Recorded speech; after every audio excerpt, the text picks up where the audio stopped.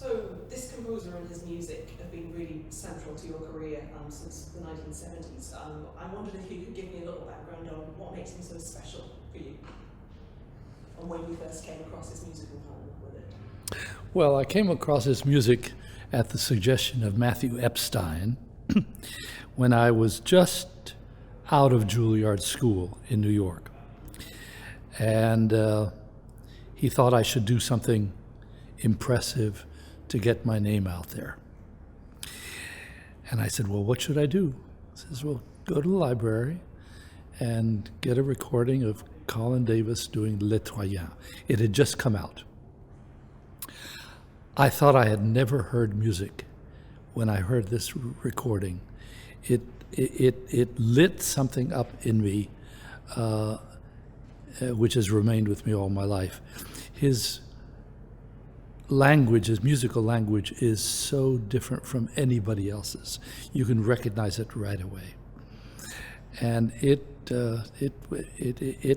spoke to me deeply, and I had the audacity to think that I could do Les Troyens. And we did it at Carnegie Hall in 1972. It was a huge success, and it began my Berlioz career.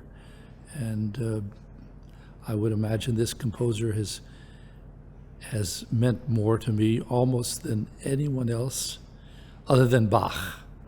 Bach is by everybody's estimation, Bach is the greatest composer in the history of music, and he remains very close to me. But Berlioz is a close second. Do you feel that since the 1970s, there's been much of a shift in terms of Berlioz's reputation? Oh, absolutely. Yeah.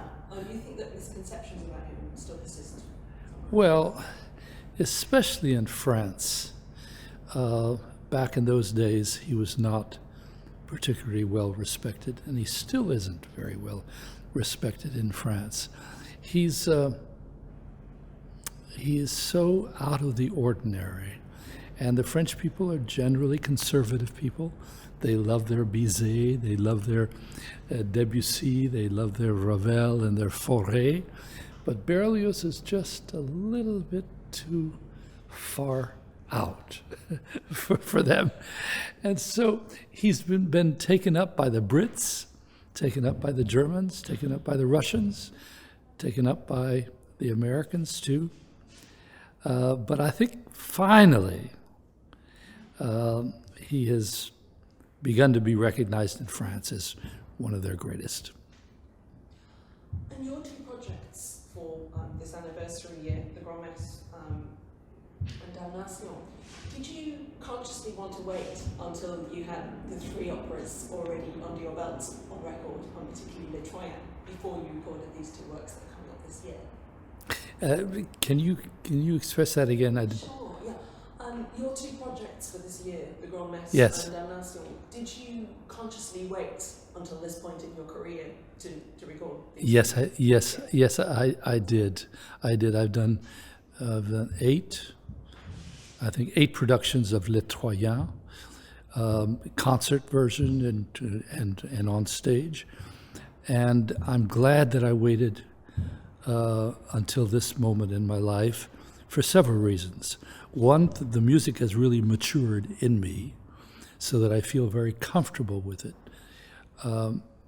He's not a composer that you feel very comfortable with right away. You have to grow into it. Also, I waited to have the right cast. And the cast in the Les Troyens is just amazing. We have Joyce DiDonato, one of the greatest singers of our time, Michael Spires, the most glorious lyric tenor who's done a lot of Berlioz in his life. And then almost everyone else is French. So the recording is really a Francophile. It's a French recording. And I think it's been awarded all these awards because of the French nature. Almost all the other recordings are done in Britain and they have a British flavor to them. This one really has a French flavor. I'm very, very, very proud of it. And the Grande Messe, I think, was a particularly special work to Berlioz himself. I think I read somewhere that he said it would be the one work he would save of his entire output. Why do you think that was so special to him, that piece? You know, I don't think I have a good answer for that, except that he was born into a Catholic family. His mother was very religious. His early life was very religious.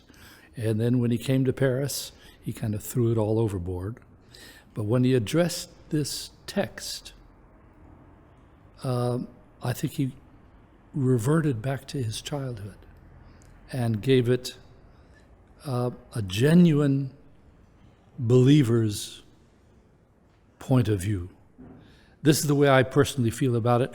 A lot of people would say it's utterly extravagant with all the brass bands and the loudness of it all.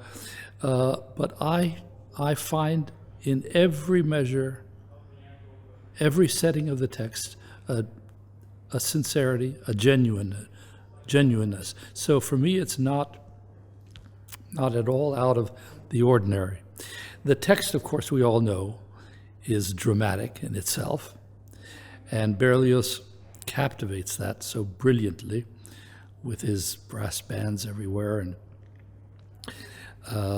so it's not amazing to me that he would call this the one piece that he would like to be saved. I personally have my favorite, and it's not the Requiem. It's the Romeo and Juliet. I just find this music so utterly sublime.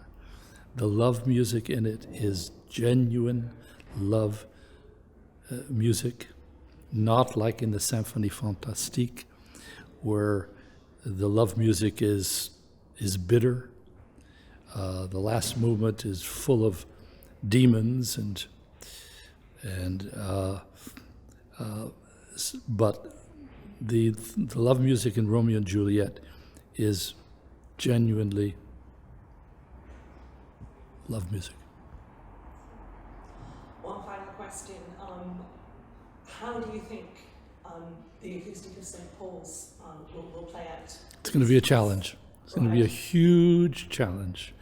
But fortunately, we have the same producer who did Colin Davis's recording a number of years ago. So he's on the staff. We have the number one engineer from France, Daniel Zalay. They will mic it. There are going to be hundreds of microphones everywhere. So for the DVD, I think they will capture it cleanly with some reverberation, of course. But I think it will. The most important thing about this recording is its afterlife. It's going to be broadcast live, around the world, but it's going to be made into a DVD, so hopefully this will be a standard that people will refer to for many years. And for that, they need it to be acoustically clean. Can't wait to hear it. Thank you so much. You're so welcome.